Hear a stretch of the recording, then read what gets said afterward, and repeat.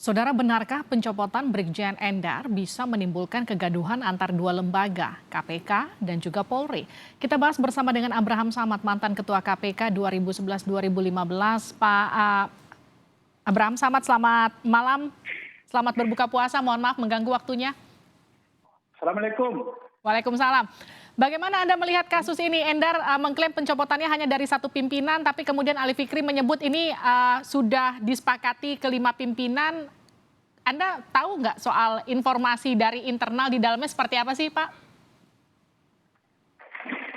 Halo, halo Litiana. Iya, Pak. Suara saya kedengaran jelas, Pak?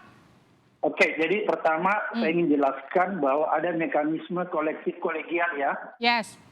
Ya, setiap pengambilan keputusan oleh komisioner KPK itu harus lewat yang namanya mekanisme kolektif kolegial. Harus disetujui oleh semua pimpinan KPK. Itu yang pertama. Kemudian yang kedua, saya ingin jelaskan bahwa setiap penghadapan atau pemulangan anggota penyidik atau siapapun yang berasal dari instansi luar, maka ketika dikembalikan ke instansi asalnya, itu harus ada alasan yang tepat. Baik. Pertama, masa tugasnya berakhir. Kemudian kalau tidak masa tugasnya berakhir, dia melakukan pelanggaran sehingga harus dikembalikan atau diperhadapkan. Oleh karena itu, kita harus lihat apakah Pak Endar ini masa tugasnya berakhir. Kalau masa tugasnya berakhir, seyogianya memang ada mekanisme untuk perpanjangan. Baik. Ya.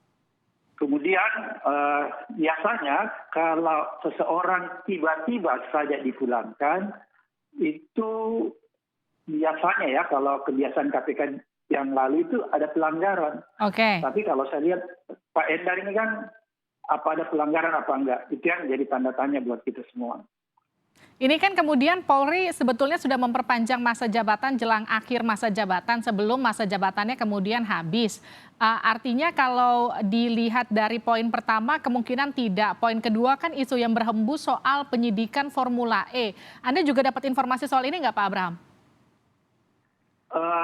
Kita khawatir jangan sampai pemulangan ini seperti kasus penyidik Rosa ya, yang juga dipulangkan pernah ya, dan tiba-tiba dipulangkan oleh KPK. Itu sebenarnya kekhawatiran kita. Tapi mudah-mudahan itu tidak tepat. Tapi menurut saya untuk membuka tabir ini ya, apakah ada sesuatu di balik pemulangan ini, maka seharusnya Brigjen Endar kalau dia merasa tidak melakukan kesalahan, tiba-tiba dipulangkan ke instansi asalnya di Polri, maka dia bisa mengajukan keberatan. Nah, dia kan sudah melaporkan ke Dewas tuh, Pak. Sudah tepat belum? Ya, sangat tepat. Dan sekarang kita harus tunggu putusan Dewas. Ya, Dewas ini harus membuka secara transparan apa yang sebenarnya terjadi terhadap pemulangan Brigjen Endar ini. Jadi sekarang bola ada di tangan Dewas. Dia harus membuka terang benderang apa penyebab sehingga Brigjen Endar tiba-tiba, kita pakai istilah tiba-tiba dipulangkan. Pak Abraham Samad, ini kan kalau kita lihat nampaknya kedua belah pihak baik KPK dan juga Polri kan sama-sama bersikeras. KPK kemudian mengeluarkan pemberhentian dengan hormat ketika kemudian Polri sudah mengeluarkan perpanjangan penugasan Brigjen Endar di KPK. Sementara kan statusnya Brigjen Endar sekarang kan bisa dikatakan menggantung karena kemudian sudah diberhentikan oleh KPK begitu ya dengan hormat. Proses mekanisme pemberhentian itu secepat itu, Pak, betul di KPK? Biasanya ada mekanisme yang dilalui ya, ada mekanisme yang dilalui melalui rapat pimpinan para komisioner. Dan rapim itu harus disetujui dengan mekanisme kolektif kolegial. Tapi biasanya sebelum yang bersangkutan diputuskan apakah yang bersangkutan dikembalikan, biasa ada koordinasi antara komisioner dengan pihak sekjen.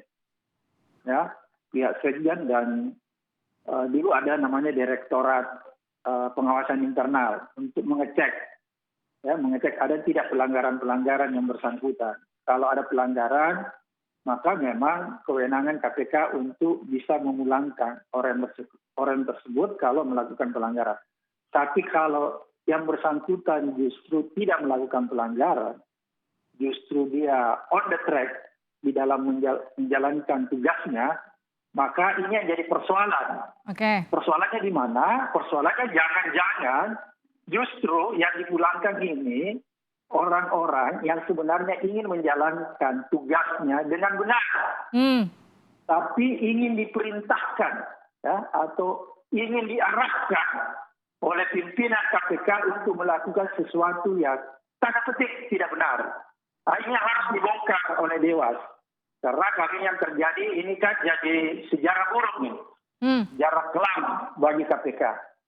Oleh karena itu, untuk mengetahui apakah ada sesuatu di balik pemulangan Brigjen Endar, maka Dewas harus membuka tabir ini.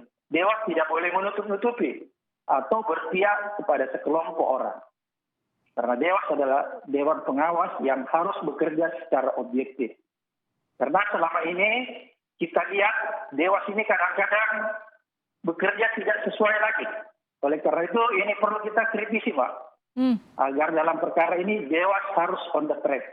Kalau salah, ya katakan salah. Kalau benar, katakan benar. Itu saja sih. Pemberhentian dengan hormat Brigjen Endar ini kan kemudian sampai mendapatkan atensi Presiden yang menyatakan bahwa jangan sampai kemudian pemberhentian ini membuat kegaduhan di antara KPK dan juga Polri. Kalau dari masa kepemimpinan Anda, bicara tarik-menarik anggota Polri di internal KPK memang seperti apa? Dulu waktu masa kepemimpinan saya, memang kita pernah punya sejarah memulangkan ya. Memulangkan penyidik, tapi itu ada pelanggaran sehingga kita memulangkan, dan itu biasanya kita lakukan koordinasi dengan Pak Kapolri-nya langsung. Jadi kebetulan pada saat itu saya selaku Ketua KPK dan pada saat itu Kapolri-nya Pak Timur, itu kita biasa berkoordinasi langsung, baik datang ke Polri maupun biasa lewat telepon. Jadi ada koordinasi langsung, penjelasan langsung yang didengarkan dari pihak KPK. Misalnya saya hendak memulangkan penyidik ini dan kita jelaskan langsung kepada Kapolri, dan pada saat itu Kapolri-nya tidak ada masalah. Kalau memang yang bersangkutan ada pelanggaran, maka putusan kita biasa diterima. Makanya di masa lalu ketika kita memulangkan anggota Polri yang melanggar, Kapolri-nya tidak ada masalah. Ini kan saya lihat justru kayak ada perdebatan sedikit ya, karena ada miskomunikasi di sini ya. Ada informasi yang nggak nyampe rasanya. Ya, miskomunikasi ya. Mungkin juga ada salah pengertian ya, karena kok KPK memulangkan tiba-tiba juga pihak Polri memperpanjang. Berarti menurut saya tidak ada koordinasi sebelumnya. Padahal seharusnya secara etika kelembagaan,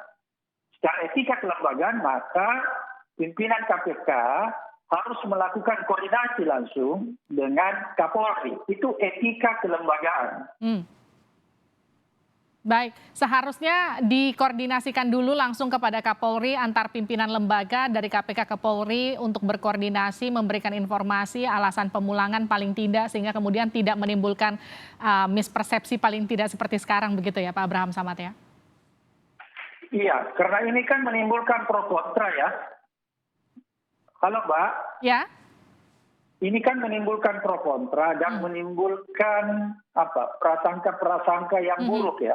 Tadi seolah-olah yang bersangkutan dipulangkan karena sedang menangani kasus Formula E. Ya. Itu kan begitu isu yang berkembang di luar. Oleh karena itu untuk menangkis jangan sampai isu ini terlalu liar, maka seyogyanya ini harus segera dibuka dan diluruskan. Baik. Karena kan kasihan juga misalnya ternyata memang pemulangannya itu bukan karena kasus Formula E atau karena ada sesuatu, itu kan harus dijelaskan. Baik, terima kasih telah bergabung bersama kami di Sapa Indonesia Malam Pak Abraham Samad.